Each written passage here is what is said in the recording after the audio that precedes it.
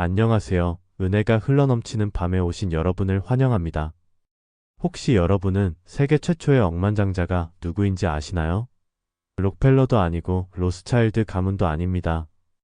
바로 4000년 전에 살았던 아브라함입니다. 그는 단순히 많은 재산을 가진 부자가 아니었어요. 하나님께서 직접 축복해 주신 믿음으로 부를 얻은 최초의 사람이었습니다. 오늘 밤에는 아브라함이 어떻게 가나안 땅에서 가장 부유한 사람이 되었는지, 그의 부의 비밀은 무엇이었는지, 그리고 우리가 그로부터 배울 수 있는 놀라운 원리들은 무엇인지 함께 살펴보겠습니다. 이 이야기를 듣고 나시면 여러분도 아브라함처럼 하나님의 축복 안에서 진정한 부를 누릴 수 있는 길이 보이실 겁니다.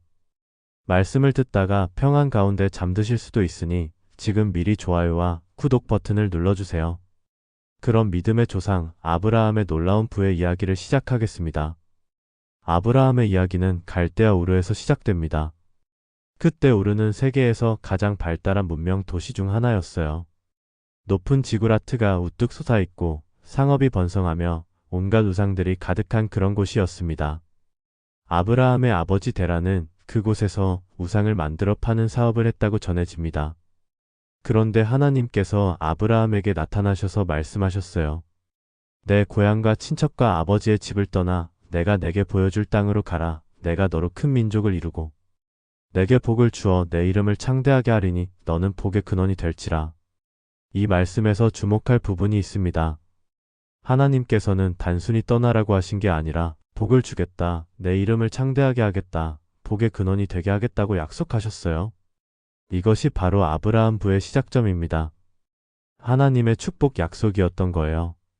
그런데 여기서 놀라운 것은 아브라함의 반응이었습니다.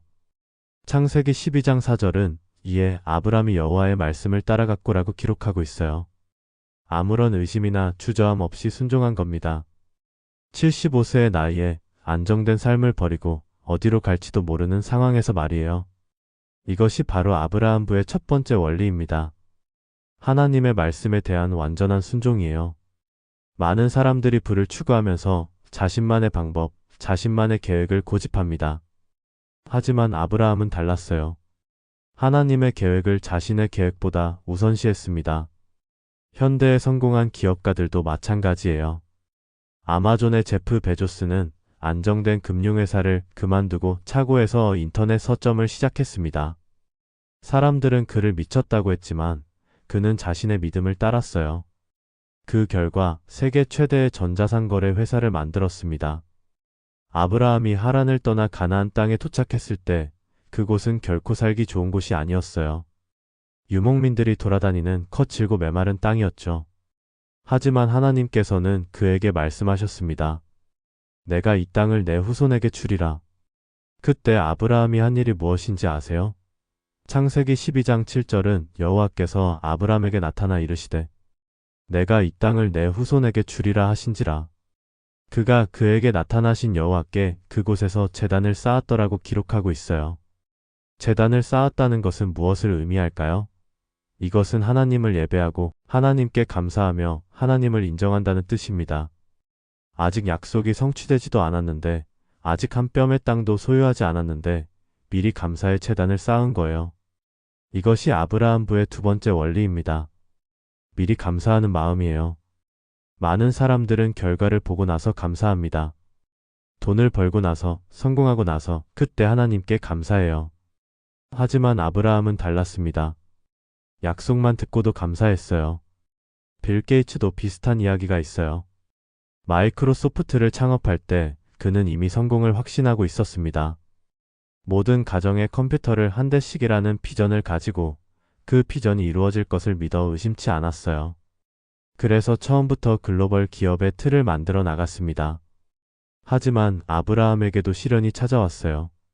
창세기 12장 10절은 그 땅에 기근이 들었으므로 아브라함이 애굽에 우거하려고 그리로 내려갔으니 이는 그 땅에 기근이 심하였음이라고 기록하고 있습니다. 방금 전까지 하나님께서 복을 주신다고 약속하셨는데 갑자기 기근이 든 거예요.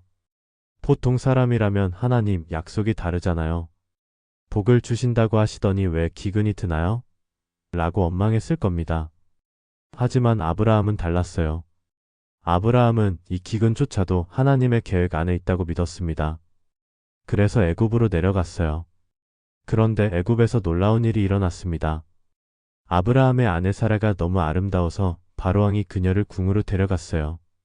그리고 아브라함에게는 엄청난 재물을 주었습니다.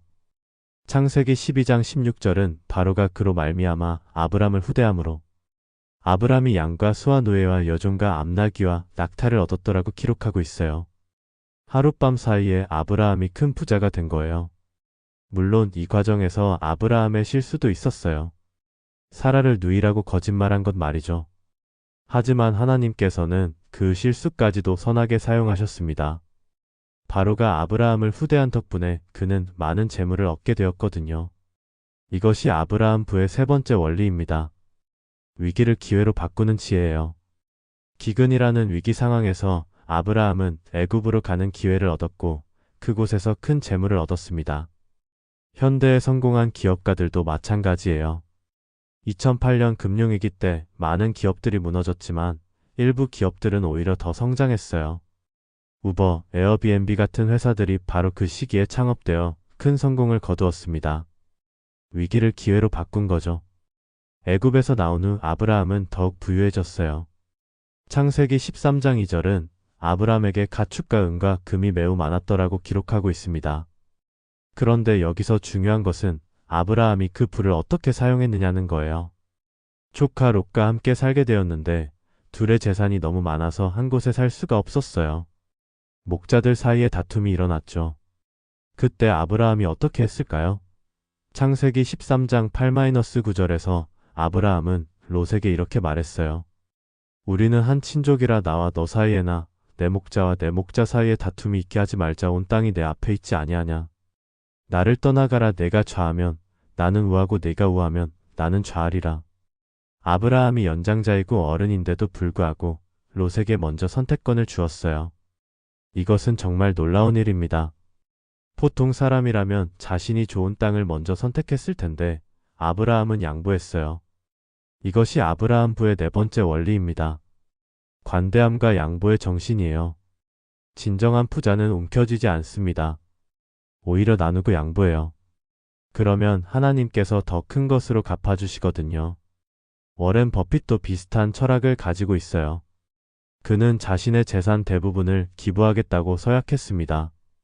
기부 서약이라는 운동을 시작해서 다른 부자들도 기부하도록 독려하고 있어요. 나누는 자가 더 부유해진다는 것을 그도 알고 있는 거죠. 롯은 당연히 좋은 땅을 선택했어요. 요단강 유역의 소돔 고모라 지역을 택했죠. 그곳은 여호와의 동산 같고 애굽 땅과 같았다고 성경에 기록되어 있어요. 반면 아브라함은 산지의 메마른 땅에 남게 되었습니다. 그런데 놀라운 일이 일어났어요. 롯이 떠나자마자 하나님께서 아브라함에게 나타나셔서 말씀하셨습니다. 창세기 13장 14-17절 말씀이에요. 롯이 아브람을 떠난 후에 여호와께서 아브람에게 이르시되 너는 눈을 들어 너 있는 곳에서 북쪽과 남쪽 그리고 동쪽과 서쪽을 바라보라. 보이는 땅을 내가 너와 내 후손에게 주리라. 영원히 주리라. 내가 내 후손이 땅에 티끌 같게 하리니 사람이 땅에 티끌을 능히 셀 수 있을진데 내 후손도 세리라. 너는 일어나 그 땅을 종과 횡으로 두루다니라. 내가 그것을 내게 주리라. 양보한 대가로 하나님께서는 아브라함에게 온 가나안 땅을 약속해 주셨어요. 그것도 영원히 주신다고 하셨습니다. 롯이 선택한 좋은 땅은 결국 소돔 고모라의 유황불로 멸망하고 말았지만 아브라함이 양보해서 얻은 땅은 영원한 기업이 된 거예요. 이것이 바로 하나님의 경제학입니다. 세상의 경제학은 더 많이 가지고 더 많이 움켜쥐라고 가르치지만 하나님의 경제학은 양보하고 나누라고 가르쳐요. 그러면 더 큰 것을 받게 된다는 거죠. 현대 경영학에서도 이런 원리를 찾아볼 수 있어요. 윈윈 전략이라고 하죠. 상대방도 이기게 하면서 나도 이기는 전략이에요. 단기적으로는 손해 같아 보이지만 장기적으로는 더 큰 이익을 가져다 줍니다. 아브라함의 부는 계속 늘어났어요. 그런데 창세기 14장에서 큰 사건이 일어났습니다. 소돔과 고모라를 비롯한 5도시의 왕들이 엘람 왕을 비롯한 4왕과 전쟁을 벌인 거예요. 그 전쟁에서 소돔과 고모라가 패하면서 롯이 포로로 잡혀갔어요. 그 소식을 들은 아브라함이 어떻게 했을까요? 창세기 14장 14절은 아브라함이 그의 조카가 사로잡혔다 함을 듣고 집에서 길린 훈련된 자 318명을 거느리고 단까지 쫓아가서라고 기록하고 있어요.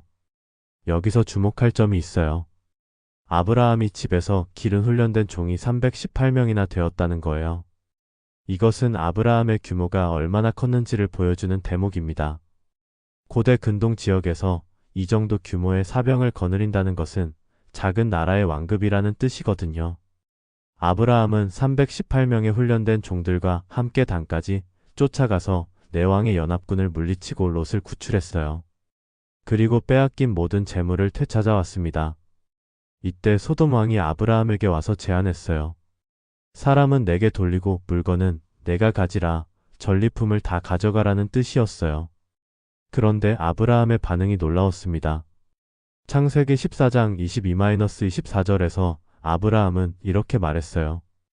내가 천지의 주제시오 지극히 높으신 하나님 여호와께 손을 들어 맹세하노니 내 말이 내가 아브라함으로 치부하게 하였다 할까 하여 내게 속한 것은 실한 오락이나 신발끈 한 가닥도 내가 가지지 아니하리라. 아브라함은 소돔 왕의 재물을 단 하나도 받지 않았어요. 실한 오락이 신발끈 한 가닥도 받지 않겠다고 맹세했습니다. 왜 그랬을까요? 소돔 왕의 더러운 돈으로 부자가 되었다는 말을 듣고 싶지 않았기 때문이에요. 이것이 아브라함 부의 5번째 원리입니다. 깨끗한 돈만 받는다는 원칙이에요. 아무리 많은 돈이라도 그 출처가 더럽거나 의심스러우면 받지 않는 거예요. 하나님께서 주시는 깨끗한 복만 받겠다는 신념입니다. 현대에 성공한 기업가들도 마찬가지예요. 워렌 버핏은 도박이나 술, 담배 관련 기업에는 절대 투자하지 않아요. 단기적으로 수익이 좋아 보여도 자신의 가치관에 어긋나면 투자하지 않는 거죠. 그 결과 장기적으로 더 안정적이고 지속 가능한 수익을 올릴 수 있었어요. 그런데 소돔 왕의 재물은 거절한 아브라함이지만 다른 사람의 복은 받았어요. 바로 멜기세덱의 축복이었습니다. 창세기 14장 18-20절은 이렇게 기록하고 있어요. 살렘 왕 멜기세덱이 떡과 포도주를 가지고 나왔으니 그는 지극히 높으신 하나님의 제사장이었더라. 그가 아브라함에게 축복하여 이르되 천지의 주제시오 지극히 높으신 하나님이여 아브라함에게 복을 주옵소서. 너희 대적을 내 손에 붙이신 지극히 높으신 하나님을 찬송할지로다 하매 아브라함이 그 모든 것의 10분의 1을 멜기세덱에게 주었더라. 멜기세덱이 아브라함에게 축복해주자 아브라함은 모든 전리품의 10분의 1을 그에게 드렸어요. 이것이 성경에 기록된 최초의 11조예요. 소돔 왕의 재물은 실한 오라기도 받지 않았지만 하나님의 제사장의 축복은 받았고 그 대가로 11조를 드린 거예요. 이것이 아브라함 부의 6번째 원리입니다. 선택적 수용의 지혜예요. 모든 것을 다 받는 게 아니라 하나님께서 기뻐하시는 것만 받고 하나님께서 기뻐하시지 않는 것은 거절하는 거예요. 그리고 받은 것 중에서는 반드시 하나님의 몫을 드리는 것이죠. 11조는 단순한 의무가 아니라 감사의 표현이에요. 하나님께서 주신 복에 대한 고백이자 더 큰 복을 구하는 믿음의 행위입니다. 말라기 3장 10절에서 하나님께서는 이렇게 약속하셨어요. 만군의 여호와가 이르노라 너희의 온전한 11조를 창고에 들여 나의 집에 양식이 있게 하고 그것으로 나를 시험하여 내가 하늘 문을 열고 너희에게 복을 쌓을 곳이 없도록 붙지 아니하나 보라. 아브라함은 이 약속을 경험했어요. 11조를 드린 후 하나님께서 그에게 나타나셔서 더 큰 축복을 약속해 주셨거든요. 창세기 15장 1절에서 하나님께서 말씀하셨어요. 아브라함아 두려워하지 말라 나는 내 방패요 너의 지극히 큰 상급이니라. 지극히 큰 상급이라고 하셨어요. 아브라함이 소돔 왕의 재물을 거절한 것을 하나님께서 보시고 그보다 훨씬 큰 상급을 주시겠다고 약속하신 거예요. 정말 놀라운 말씀이죠. 하지만 아브라함에게는 한 가지 고민이 있었어요. 후사가 없다는 것이었죠. 아무리 많은 재산이 있어도 물려줄 아들이 없으면 무슨 소용이 있겠어요? 그래서 아브라함이 하나님께 말씀드렸어요. 주 여호와여 무엇을 내게 주시려 하나이까? 나는 자식이 없사오니 나의 상속자는 다메섹 사람 엘리에셀이니이다. 그때 하나님께서 아브라함을 이끌고 밖으로 나가서 말씀하셨어요. 하늘을 우러러 무뼈를 셀 수 있나? 보라 또 그에게 이르시되 내 후손이 이와 같으리라. 그리고 창세기 15장 6절에 유명한 말씀이 나와요. 아브라함이 여호와를 믿으니 여호와께서 이를 그의 의로 여기시니라. 아브라함의 믿음을 하나님께서 의로 여기셨다는 거예요. 이것이 아브라함 부의 7번째 원리입니다. 하나님을 믿는 믿음이에요. 눈에 보이지 않는 것을 믿고 불가능해 보이는 것을 믿는 믿음 말이에요. 아브라함은 그때 75세였고 사라는 65세였어요. 의학적으로 봐도 아이를 낳을 가능성은 거의 없었죠. 하지만 아브라함은 하나님의 약속을 믿었어요. 그 믿음을 하나님께서 의로 여기셨습니다. 현대에 성공한 기업가들도 이런 믿음이 있어요. 스티브 잡스가 아이폰을 만들 때 사람들은 그런 제품이 팔릴 리 없다고 했어요. 하지만 잡스는 자신의 비전을 믿었고 결국 스마트폰 혁명을 일으켰습니다. 일론 머스크도 마찬가지죠. 전기차와 우주선이 성공할 거라고 믿고 끝까지 투자했어요. 하지만 약속을 받은 후에도 시간은 계속 흘러갔어요. 1년, 2년. 아직도 아들이 생기지 않자 사라가 조급해졌어요. 그래서 자신의 몸종 하가를 아브라함에게 주어서 이스마엘을 낳게 했죠. 이것은 그 시대의 관습이긴 했지만 하나님의 뜻은 아니었어요. 하나님께서는 이스마엘이 아닌 사라를 통해 낳을 아들을 약속하셨거든요. 하지만 아브라함과 사라는 조급한 마음에 자신들의 방법을 시도했던 거예요. 그 결과 가정에 문제가 생겼고 하갈과 이스마엘을 내보내야 하는 아픈 일까지 겪어야 했어요. 이것은 우리에게도 교훈을 줍니다. 하나님의 약속을 받았다고 해서 조급해하면 안 돼요. 하나님의 때가 있기 때문이죠. 아브라함도 이 시행착오를 통해 배웠을 거예요. 하나님의 약속은 하나님의 방법으로 하나님의 때에 이루어진다는 것을 말이에요. 드디어 아브라함이 99세가 되었을 때 하나님께서 다시 나타나셨어요. 그리고 말씀하셨습니다. 나는 전능한 하나님이라 너는 내 앞에서 행하여 완전하라. 그리고 아브라함의 이름을 아브람에서 아브라함으로 바꿔주셨어요. 열국의 아버지가 되게 하였음이니라. 그리고 할례라는 언약의 표징도 주셨어요. 창세기 17장 7절에서 하나님께서는 내가 내 언약을 나와 너 및 내 후손 사이에 세워서 영원한 언약을 삼아 너와 내 후손의 하나님이 되리라고 약속하셨습니다. 이때 아브라함은 99세였어요. 사라는 89세였고요. 인간적으로 보면 정말 불가능한 상황이었죠. 하지만 하나님께서는 내년 이맘때 사라가 아들을 낳으리라고 구체적으로 말씀하셨어요. 그런데 사라가 이 말을 듣고 속으로 웃었어요. 창세기 18장 12절에서 사라가 속으로 웃고 이르되 내가 노쇠하였고 내 주인도 늙었으니 내게 무슨 즐거움이 있으리요라고 했죠. 너무 황당해서 웃음이 나온 거예요. 하지만 하나님께서는 여호와께 능하지 못한 일이 있겠느냐라고 말씀하셨어요. 이 말씀이 아브라함 부의 8번째 원리입니다. 하나님께는 불가능한 일이 없다는 믿음이에요. 많은 사람들이 자신의 한계 때문에 꿈을 포기해요. 나는 나이가 많아서, 나는 학벌이 없어서, 나는 돈이 없어서. 하지만 하나님께는 불가능한 일이 없어요. 나이도 학벌도 배경도 문제가 되지 않습니다. 하나님께서 하시면 다 가능해요. 현대 기업가들 중에도 이런 사례가 많아요. 맥도날드를 창업한 레이 크록은 52세에 사업을 시작했어요. 일반적으로는 은퇴를 준비할 나이죠. 하지만 그는 늦은 때는 없다고 믿고 도전했고 결국 세계 최대의 패스트푸드 체인을 만들었습니다. KFC의 창업자 커널 샌더스는 65세에 사업을 시작했어요.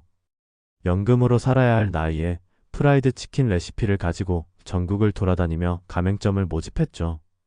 사람들은 그를 미쳤다고 했지만 결국 큰 성공을 거두었어요. 드디어 하나님의 약속이 이루어졌어요. 창세기 21장 2절은 사라가 임신하고 하나님이 말씀하신 기한에 미쳐 늙은 아브라함에게 아들을 낳으니라고 기록하고 있어요. 정확히 하나님께서 약속하신 때에 이삭이 태어난 거예요. 아브라함이 100세에 얻은 아들 이삭. 이삭이라는 이름의 뜻은 웃음이에요. 사라가 처음에는 믿지 못해서 웃었지만 이제는 기쁨으로 웃게 된 거죠. 창세기 21장 6절에서 사라는 하나님이 나를 웃게 하시니 듣는 자가 다 나와 함께 웃으리로다라고 고백했어요. 이것이 아브라함 부의 9번째 원리입니다. 하나님의 때를 기다리는 인내예요. 25년 동안 기다렸어요. 75세의 약속을 받고 100세의 성취를 본 거죠. 25년이라는 긴 시간 동안 포기하지 않고 기다렸습니다. 현대 사회는 빠른 것을 좋아해요. 인스턴트, 즉석, 빨리빨리. 하지만 진정한 성공은 하루아침에 이루어지지 않아요. 아마존의 제프 베조스도 20년 넘게 적자를 감수하며 기다렸고, 테슬라의 일론 머스크도 수년간 파산 위기를 버티며 기다렸어요. 한국의 기업가들도 마찬가지예요. 삼성의 이병철 회장은 30년 넘게 반도체 사업에 투자하며 기다렸고, 현대의 정주영 회장은 수십 년간 조선업과 자동차 사업의 성공을 기다렸어요. 기다릴 줄 아는 사람이 큰 성공을 거둡니다. 하지만 아브라함에게는 더 큰 시험이 기다리고 있었어요. 바로 이삭을 바치라는 하나님의 명령이었습니다. 창세기 22장 2절에서 하나님께서 말씀하셨어요. 내 아들 내 사랑하는 톡자 이삭을 데리고 모리아 땅으로 가서 내가 내게 일러준 한 산에서 그를 번제로 드리라. 이것은 정말 충격적인 명령이었어요. 25년을 기다려서 얻은 아들, 모든 약속의 성취인 이삭을 바치라는 거였으니까요. 아브라함의 입장에서는 이해할 수 없는 명령이었죠. 하지만 아브라함의 반응이 놀라웠어요. 창세기 22장 3절은 아브라함이 아침에 일찍이 일어나 나귀의 안장을 지우고 투종과 그의 아들 이삭을 데리고 번제에 쓸 나무를 쪼개어 가지고 떠나 하나님이 자기에게 일러주신 곳으로 가더라고 기록하고 있어요. 아무런 주저함이나 망설임 없이 즉시 순종한 거예요. 이것이 아브라함 부의 10번째 원리입니다. 완전한 순종이에요. 이해되지 않아도, 받아들이기 어려워도 하나님의 명령에 완전히 순종하는 것이죠. 사흘길을 가서 모리아산에 도착했어요.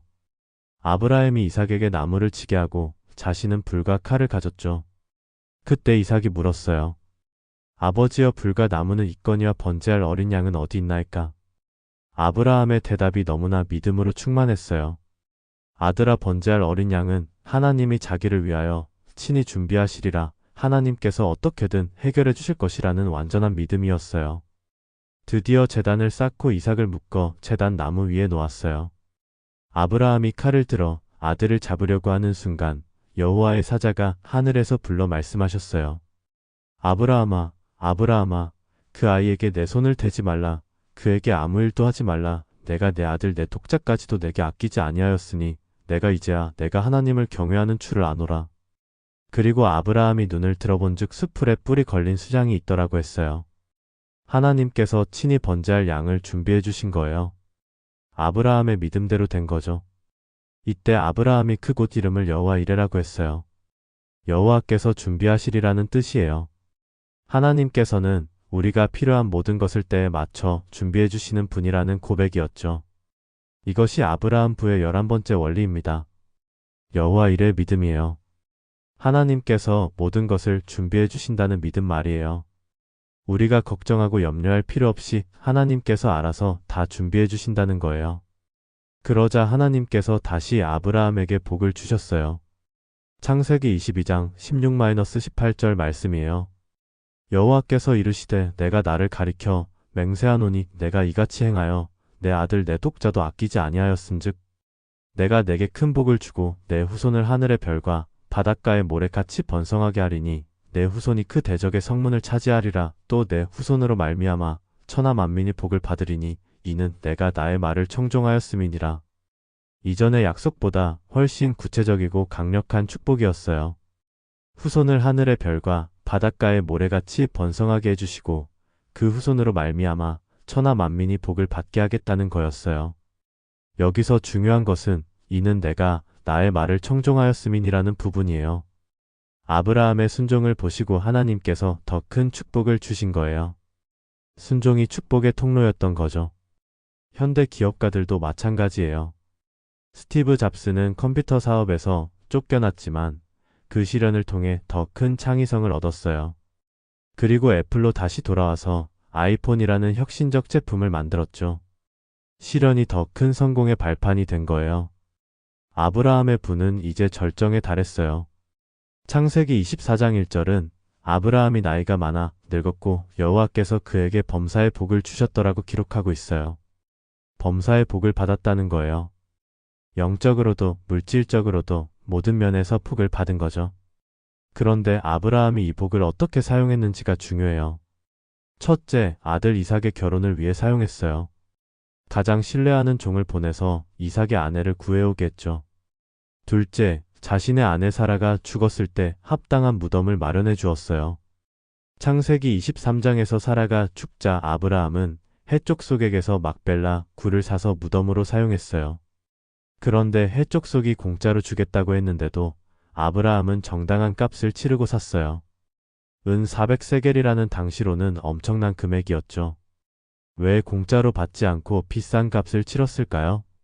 아브라함은 후에 문제가 생기지 않도록 확실하게 소유권을 확보하고 싶었던 거예요.